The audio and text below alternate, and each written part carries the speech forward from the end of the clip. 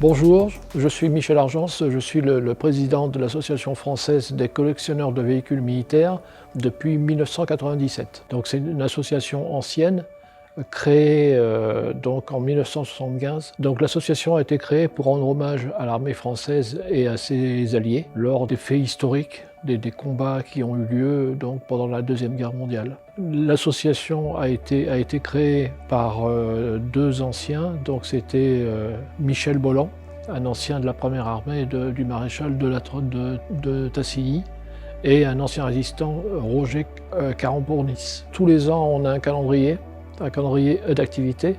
Donc l'association, depuis cette époque, participe à des événements historiques, à des commémorations, à des spectacles privés. Et donc nous détenons ici une collection de véhicules.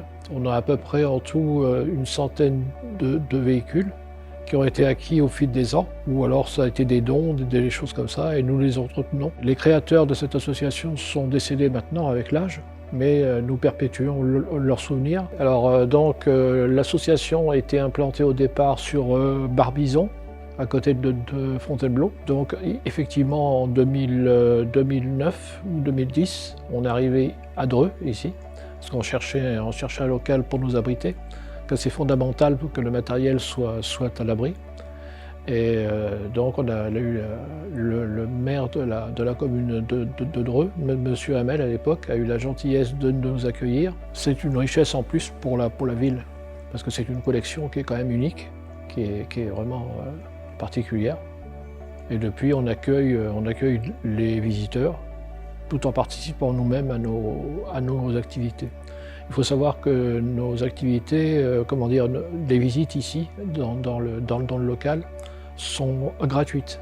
Donc on a des dates particulières tout au long de l'année et notamment nous participons aux cérémonies de la libération de Dreux, comme ça s'est fait l'année dernière. Et là, c'est un événement particulier auquel on tient et donc on met en valeur vraiment nos matériels et notre action. Bonjour, je suis Philippe Fillette, je suis vice-président de la FCVM. Je suis au club depuis 2002. Je suis arrivé bizarrement, c'est par un ancien de la FCVM qui voulait me racheter mes véhicules, qui n'étaient pas à vendre et qui m'a dit « passe nous voir ». Et c'est comme ça que je suis arrivé au club, quoi, voilà. Mes grands-parents ont connu la guerre, on en a souvent parlé dans la famille, donc voilà pourquoi le devoir de mémoire important. Donc mes missions au sein de la FCVM sont la préparation de tous les véhicules pour les sorties, toutes les journées de maintenance, ça englobe pas mal de choses. J'épaule Michel pour tout ce qui est sortie, beaucoup de réparation des véhicules, des choses comme ça, quoi. On fait un appel aux membres qui viennent et chacun a son rôle. On a plusieurs mécaniciens, donc démontage des véhicules, remplacement des pièces, certains s'occupent de la partie musée. Donc mon véhicule coup de cœur à la FCVM est la dépanneuse Diamond qui se trouve derrière, qui est cachée, qu'on ne voit pas, qu'on verra peut-être tout à l'heure. Mais sinon, je conduis n'importe quel véhicule.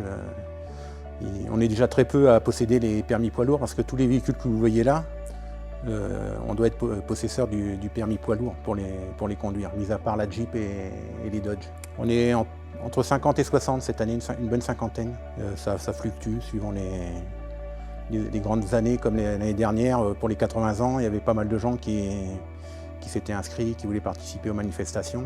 Mais ça tourne toujours à peu près autour d'une bonne cinquantaine de membres. On a connu des années beaucoup plus importantes parce que je pense que quand je suis arrivé, il y a une vingtaine d'années, on devait être autour de 80 ou 85 personnes. Vous avez tous les gros véhicules, ce sont des dons de l'armée. Ils n'appartiennent pas à l'association, ils appartiennent toujours à l'armée.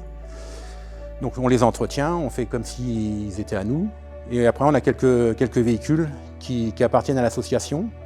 Et après il y a les véhicules des membres. Donc, ce qui représente à peu près entre 100 et 130 véhicules au total, tout confondu. Pour le 8 mai, on va être à 3 endroits différents. On sera à Andrézy dans le 78. Donc là il y a des gars qui partent avec 4 véhicules. Donc il y aura un Half-Track, un GMC et puis des Jeeps. À Dreux, on sera à peu près pareil. Et on s'en va aussi à Nonancourt sur 2 jours, où on emmènera pareil 4-5 véhicules, quoi. Et là, ça se passe sur 2 jours. On monte une tente, les gars vont dormir là-bas. Donc notre dernier campement, c'était l'aérodrome de Dreux, où on avait sorti pas mal de véhicules. On avait monté un camp, on est resté 2 jours, samedi, dimanche. Il était ouvert à tout le monde, tous les les gens pouvaient venir visiter le camp et faire le tour des véhicules.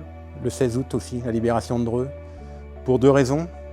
Déjà, c'est la libération de Dreux et il y a quelques années, on a réussi à retrouver les familles des Américains qui ont été tués à Dreux. Il y a eu 10 soldats à Dreux qui ont été tués, des neveux et des nièces de ces gens qui sont tombés ici à Dreux, et avec qui on a des liens particuliers. Et tous les ans, il y a une famille, tous les ans pratiquement, on les rencontre, soit en Normandie, ou soit ils viennent nous voir ici au club. On est ouvert tous les premiers samedis du mois, de avril à octobre, pour venir visiter la partie musée et nos véhicules.